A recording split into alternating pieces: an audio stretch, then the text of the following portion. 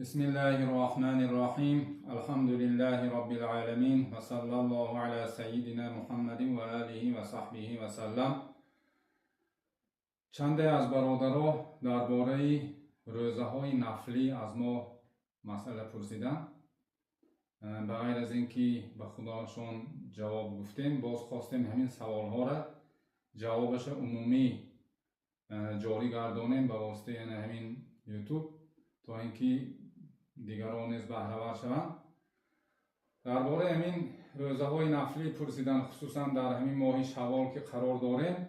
یک روزه مخصوصی در ماه شوال وجود دارد که آن را ششه میگوییم. همه ما از آن با خبر هستیم. 6 روز روزه داشتن بعد از ماه شریف رمضان، بعد از گذرانیدن روز عید بسیار معروف و مشهور است و بسیاری از اهل طاعت و عبادت توجه زیاد دارند به همین روزه 6 روزه. همین بسیاری ها میپرسند که همین 6 روزه پی در پی بعد گذرانیدن روز عید پی در پی داشتنش شرط است برای همون اجر و ثوابش گرفتن، یا که روز در میان باشدن میشود گفته. جوابش همین است که همه علما و فقها اتفاقی نظر دارند به این که پی در پی بودنش شرط نیست. در داخل همین یک ماه شوال، در داخلش در کدام روزه که باشد 2 روز به یه بار می‌دارد 3 روز به یه بار می‌دارد خلاص ماه شوال تمام نشده همین 6 روز روزه را بگیرد، انمو ثواب 6 میگیرد. پیامبر خدا صلی الله علیه و سلم گفتند که صیام شهر رمضان ب10 اشهرین، یعنی روزه ماه شریف رمضان برابر 10 ماه است. و صیام 6 ایام من شوال بشهرین، روزه 6 روز از شوال برابر 2 ماه است. فذلک صیام سنتین، پس آن می شود روزه 1 سال، یعنی 1 سال پره روزه داشتگی اجر و ثواب میگیرد. یا اینکه ابو ایوب انصاری رضی الله عنه روایت کردند که رسول الله صلی الله علیه و سلم گفتند من صام رمضان ثم اتبعه 6 من شوال کان کصیام دهری، کسی که روزه رمضان را می‌دارد و از عقب آن در ماه شوال 6 روز روزه می‌دارد، گویا به مانند روزه دهر، یعنی تمام عمر و تمام زمانش روزه داشتگی کتی برابر میشه. یعنی هر سال که همین کار ادامه کند گویا همه سال تمام عمرش روزه کتی گذراندگی اجر و ثواب میگیرد.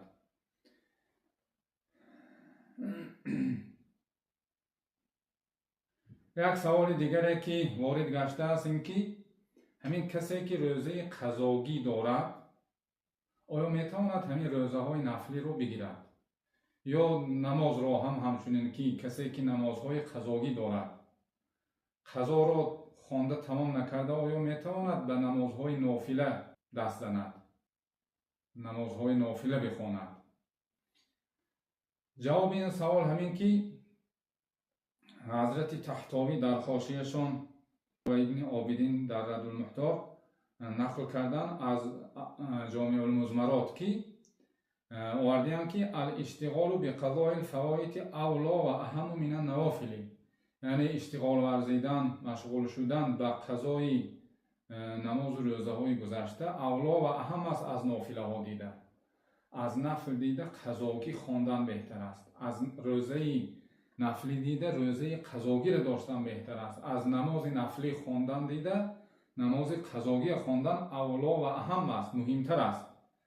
الا سنن المفروضه و صلات الضحى و صلات التسبیح و صلوات التي رویت فيها الاخبار، مگر انمو سنت های مفروضه، یعنی سنت های مؤکده که با همین نمازهای فرضی خوانده می شود، سنت های رواتب، نماز چاش، نماز تسبیح، نمازهایی که به واسطه خبرها و به واسطه حدیث های شریف وارد گشته است، همون نمازها را خواندن با وجودی که قضا دارند درست است، خوب است. لیکن آن نافله هایی که اختیارا خوانده می شود که در مورد یگان حدیث وارد نگشته است، نسبت به آن نمازها دیده میگن قضاگی خواند افضل و بهتر است.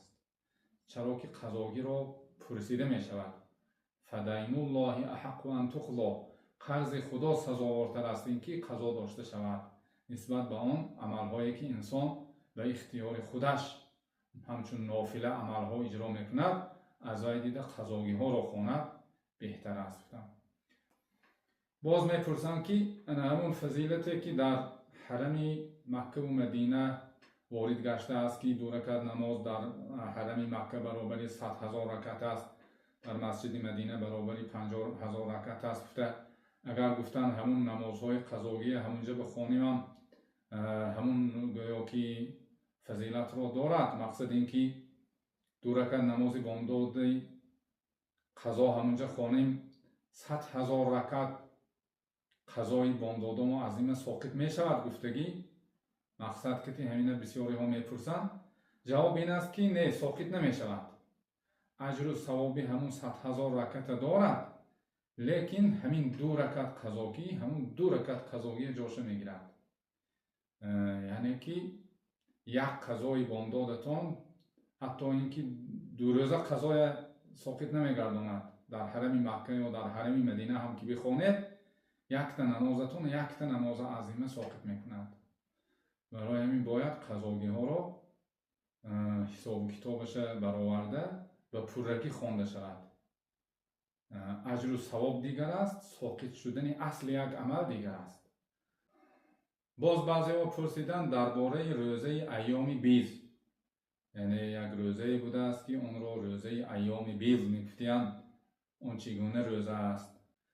ایام بیض گفته همین 3 روزی مابین ماه میگن، همین 13 و 14 و 15 ماه ایام بیض میگن، چون که این 3 روزه شبش بسیار شبی روشن است. بیض یعنی که روشن و نورانی سفید، از بس که ماه در همین 3 روز مکمل میگردد، برای همین شبهای این 3 روز نهایت شبهای روشن و منور است. برای همین ایام بیض میگن. پیامبر خدا صلی الله علیه و سلم در همین 3 روز روزه می داشتند و بعضی از یاراشون را نیز توصیه دادند که همین 3 روز روزه دارید گفته. ابوذر رضی الله عنه میگن که پیامبر خدا صلی الله علیه و سلم گفتند که یا ابوذر اذا صمت من الشهر 3 ایام فصم 13 و 14 و 15. یعنی ابوذر اگر خواهی که در یک ماه 3 روز روزه بداری، همین 3 روزی مابین انتخاب کن برای روزه داشتن، یعنی که 13 و 14 و 15 مشبه روزه دار گفتن. یا اینکه در روایت نسائی ترمذی از عبدالله ابن عمرو آمده است که پیامبر خدا صلی الله علیه و سلم گفتند صم من الشهر 3 ایام فإن الحسنة بعشر امثالها. جناب رسول الله علیه السلام به این عبدالله ابن عمرو گفتند که روزه دار گفتند از ماه 3 روز، یک ماه به 3 روز روزه دار گفتند. چرا که گفتند هر یک حسنه، هر یک کاری نیک 10 برابر ثواب دارد گفتند. انا وقتی که در یک ماه 3 روز روزه میداری درجه گویا 30 روزه روزه رو دارد. وقتی که 3 روز ایام بیض به اگر روزه داری اگر برابر یک ماه روزه داشتگی محسوب شوی، اگر گویا که هر یک ماه به همین کار ادامتی اگر تمام عمرت روزه داشتگی حساب میشه گفتند. باز درباره روز دوشنبه و پنجشنبه این چگونه روزه است؟ انا جواب این همین است که حضرت ترمذی روایت کردن از ابو هریره رضی الله عنه که جناب رسول الله صلی الله علیه و سلم گفتند که تعرض الاعمال یوم الاثنین و الخمیس فاحب ان یعرض عملی و انا صائم. یعنی عملها روز دوشنبه و پنجشنبه عرض کرده می شود. بنده های عملهای کردگی هاشون هر هفته 2 مراتبه عرض کرده نشان داده می شود در عالم بالا. پس پیامبر خدا علیه السلام گفتند که من دوست می دارم که عملهای مرا عرض کنم در حالی که من روزه دار باشم. دوشنبه پنجشنبه که عملهای فرشته ها به درگاه الهی می برند و عرضه می کنند، در همون حال می خواهم من روزه دار باشم گفته پیامبر خدا صلی الله علیه و سلم مرحمت کردند. بنابراین همین حدیث شریف کسی که بخواهد در روزهای دوشنبه پنجشنبه روزه دارد اگر یک عملی را به پیروی پیامبر خدا صلی الله علیه و سلم اجرا کردگی محسوب می شود. یک سوال دیگر که همین روزه نفلی وقتی که نیت کردیم یگان ضرورت شد و همون روزه را خورده ماندیم، قضا لازم است یا نه؟ جوابش همین که البته قضا لازم میشد. خواه روزه باشد خواه نماز باشد، نماز و روزه نفلی وقتی انسان شروع میکند و آغاز میکند، انا همونه به اتمام رسانیدنش شرط میگردد. برای همین یکی اگر در مابینش همون عمل ویران کرده ماند، یک روز دیگر قضا داشتنش لازم میشد. یا اینکه نماز ویران کرده ماند، مثلا 2 رکعت نماز نفل شروع کرد و در مابینش نمازش فاسد شد، انا به او شرط است که همین نماز از نو 2 رکعت اعاده کند بخواند، نخواند گناهگار میشد. اصلا واجب نبود برای او که همین نماز یا همین روزه رو بخواند و یا بدارد، اما وقتی که اختیار کرد و همین عمل را شروع کرد، الله تعالی گفته است که ولا تبطلوا اعمالکم، عملهاتون باطل نکنید. یک عملی که آغاز کردید تا به آخرش برسانید، اون را نگه دارید. بنابر همین آیت کریمه لازم میگردد که همین یعنی نماز و روزه در مابینش فاسد کرده شود، باید که اون را قضا داشته شود. باز یک سوال دیگر دایر به همین روزه های نفلی که نیتی روزه نفلی از کی باید که کرده شود؟ ماه شریف رمضان نیتش از همین چی بود؟ شبانه نیت میکنند. یکی اگر شب فراموش شود، روزانه هم تا پیش از نصف نهار شرعی میتوانند روزه رمضان را نیت را کنند. وقتی که چیز نخورده باشند میتوانند نیت کنند پیش از نصف نهار شرعی. روزه نفل هم عیناً به مثل همین روزه رمضان میتواند انسان پیش از نصف نهار شرعی روزه نفل را نیت کند. درست است. یعنی اولا بهترش این است که شبانه نیت کند، شب نیت کند، یا سحر وقتی همین صبح دمیدنش پیش از دمیدن صبح نیت کند. این اولا و افضل است. اما تا صبح دمیدن نیت نکرد، روز شد، آفتاب بر آمد، حالا هیچی خوردگیش نه، میخواهد همون روزه دارد، میتواند که نیت کردن گیرد. تا که میتواند نیت کند؟ تا پیش از نصف نهار شرعی. نهاری شرعی میشد و عرفی میشد. نهار شرعی یعنی روز شرعی و روز عرفی. روز عرفی از همین برآمدن آفتاب تا نشستن آفتاب است. نهار شرعی از دمیدن صبح صادق حساب میشد تا فرآمدن آفتاب. از دمیدن صبح صادق یعنی نهار شرعی نسبت به نهار عرفی 1.5 ساعت زیادتر است. برای همین نهار عرفی نصفش قیام آفتاب است.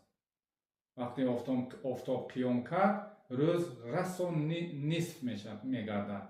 نهار شرعی وقتی از دمیدن صبح صادق که حساب کنیم، یعنی که صبح صادق اندازهش 1.5 ساعت باشد، نیمی 1.5 ساعت یعنی 45 دقیقه اعتبار میگیریم. یعنی از قیام آفتاب 45 دقیقه پیشتر روز نصف میشد، روز شرعی نصف میشد. تا همین وقت انسان اگر چیزی نخورده باشد میتواند که نیت روزه بکند. یعنی اینکه همین وقت قیام آفتاب از تقویم و کلندرها معین میکنید، از همون وقت قیام نشان دادگی 45 دقیقه پیشتر همون نیمی روزی شرعی می باشد. تا همون وقت نشده پیش میتوانید روزه نیت بکنید. زحوه کبرا میگن یعنی چاشت کلان. چاشت کلان همون وقتی که از قیام آفتاب 45 دقیقه پیش است. این بود بعضی اون مسئله هایی که جواب اون را از ما پرسیده بودند و جوابش را برای بینندگان نیز تقدیم کردیم. و صلی الله علی سیدنا محمد و آله و صحبه و سلم.